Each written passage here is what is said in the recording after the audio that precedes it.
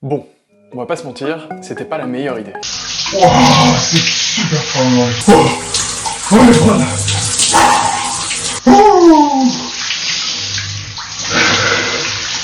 Mais je m'étais dit, pourquoi pas? Après tout le monde parle de douche froide.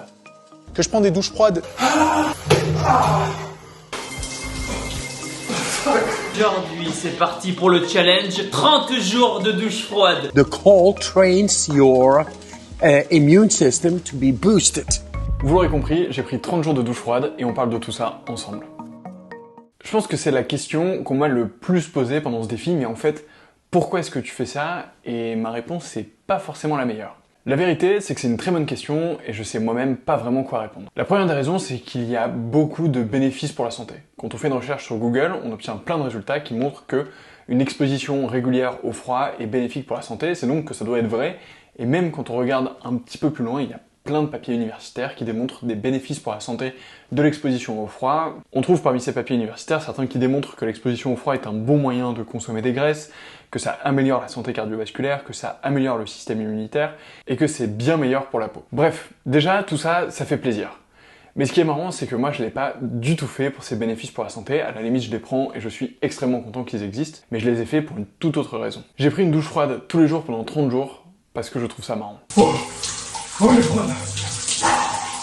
Voilà, on peut trouver ça débile et vous pouvez me juger sans problème, mais réaliser ce défi pendant 30 jours a été ultra marrant. C'était une façon pour moi de sortir de ma zone de confort tous les matins pendant 30 jours et de tenter quelque chose de nouveau. Donc j'ai trouvé ça plutôt cool et en fait assez fun.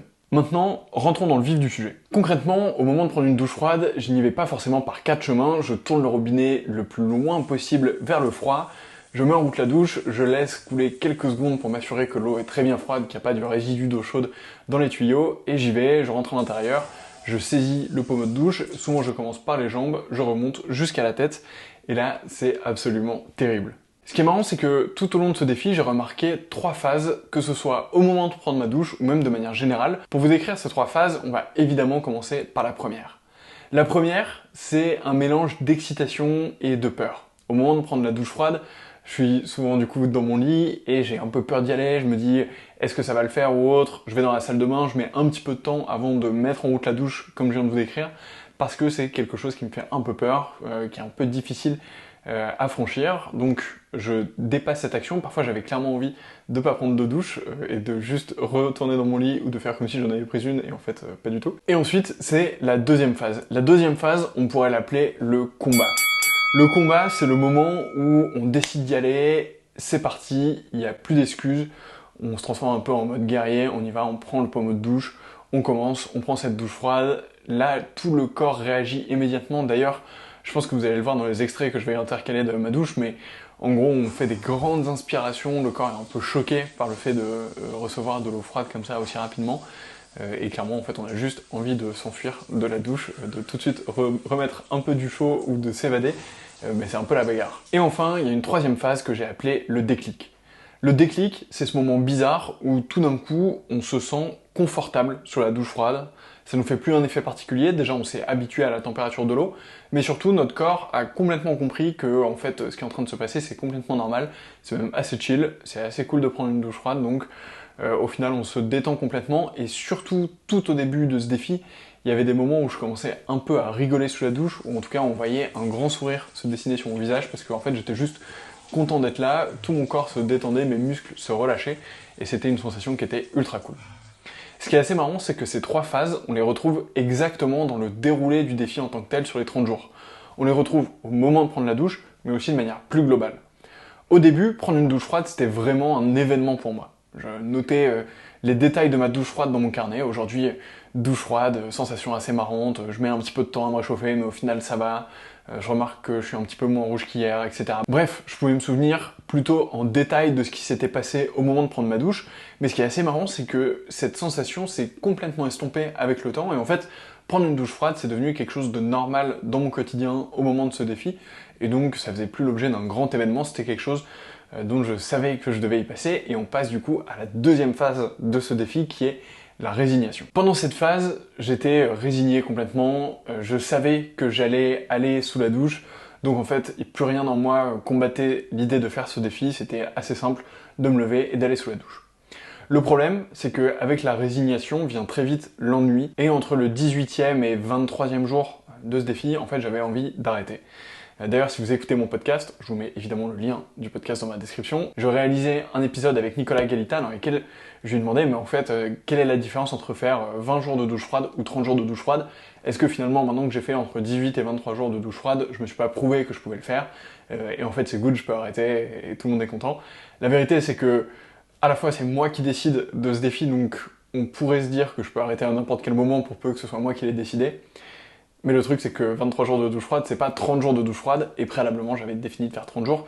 Donc en fait, il vient un moment assez bizarre, on commence vraiment à se questionner sur est-ce que c'est vraiment utile de continuer, mais en fait, déjà de base, c'est pas utile de prendre 30 jours de douche froide, ou même d'en prendre 2 tout court, si c'est juste pour un défi. Donc en fait, en prendre 30, ça n'a pas forcément plus d'utilité.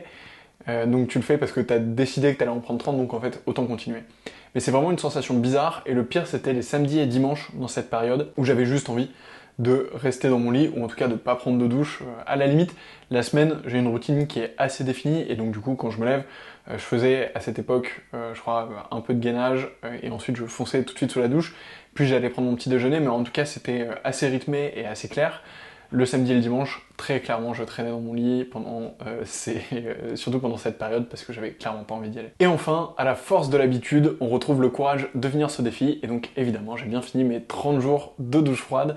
Je l'ai fait en entier. Alors, j'ai fait ça entre le mois de février et le mois de mars. La température de l'eau était entre 14 et 15 degrés ici à Paris, donc c'est une douche froide, mais c'est pas non plus se baigner dans l'eau froide ou faire des choses horribles. Il y a des personnes qui font des choses bien pires. Par exemple, Ulysse Lubin a fait une vidéo dans laquelle il se baigne pendant 10 minutes dans de l'eau glacée, et un immense respect à lui. C'est un défi que j'aimerais bien relever dans quelques années peut-être. En attendant, je vais me contenter de ma douche froide, c'est déjà pas mal. Bon, maintenant que ça c'est dit, on peut se demander qu'est-ce que je retiens de ce défi et des 30 jours de douche froide. Ça, c'est une super question. Le premier élément, on en a parlé tout au début de cette vidéo, ce sont les bénéfices pour la santé. La vérité, c'est que en 30 jours, j'ai pas spécialement eu le temps de retenir ces bénéfices pour la santé, si ce n'est une plus grande résistance à l'exposition au froid. J'ai une plus grande tendance à sortir les t-shirts ou à pouvoir, je sais pas, faire la vaisselle avec de l'eau froide ou autre pendant cette période, parce qu'en fait, j'ai un benchmark qui est du froid, qui est beaucoup plus froid comparé à d'habitude, donc c'est plus facile sur ce point-là de soit se mettre en t-shirt, soit tout simplement d'avoir moins froid en allant dehors ou en faisant d'autres activités. Mais les bénéfices pour la santé, en 30 jours, je pense pas du tout eu le temps de les ressentir, ou en tout cas pas suffisamment, et surtout depuis ils se sont complètement évaporés, puisque je vous rassure, je reprends des douches chaudes désormais, même si je me pose la question assez souvent de quand même continuer à prendre des douches froides, et à continuer à faire ça, mais ce sera pour une autre fois, ou pour un autre défi sur un temps beaucoup plus long. Ensuite, le défi était plutôt cool au final, donc je retiens quand même que j'ai passé un bon moment tous les matins à essayer d'aller sous la douche et à faire ces éléments. Et enfin, je retiens que moi aussi je suis capable de faire ce genre de défi un petit peu débile, et que c'est assez marrant d'essayer de sortir de sa zone de confort entre guillemets, mais surtout d'essayer de faire un truc un peu décalé, un peu marrant, qui est pas forcément ultra agréable, mais qui permet de se confronter à des choses dont on a un peu peur ou qui sont un peu désagréables. Ça montre qu'on est tous capables de s'adapter à ces éléments, et donc depuis, j'essaie de rajouter un petit peu d'inconfort dans mon quotidien, histoire de me pousser un petit peu plus loin, et je suis sûr que tout ça, ça va m'amener vers d'autres défis dans le futur, donc évidemment, abonnez-vous à cette chaîne pour suivre tout ça. Et voilà, c'est fini pour ce débrief de la douche froide, j'espère que cette vidéo vous a plu. J'ai mis un petit peu de temps à produire la vidéo, donc il y a un petit décalage entre l'été, qui est le moment où je sors cette vidéo, et en fait le moment où je l'ai tournée, où c'était en février, et où vraiment il faisait super froid, et c'était pas vraiment le plus agréable de prendre une douche froide. Je retiens qu'il faut que je monte mes vidéos sur un temps beaucoup plus court. Mais bon, c'était ultra cool. J'espère que ce format vous a plu sur moi qui débriefe d'un défi. Je suis en train actuellement d'essayer de mémoriser un jeu de 52 cartes, j'en suis à peu près à la moitié, donc c'est sûrement le prochain défi que je vous débrieferai. N'oubliez pas de vous abonner à cette chaîne si vous voulez être tenu au courant de ce défi et en voir le débrief. N'hésitez pas d'ailleurs à me dire en commentaire quels sont les prochains défis que je pourrais relever. D'ici là, je vous souhaite le meilleur, à bientôt, salut.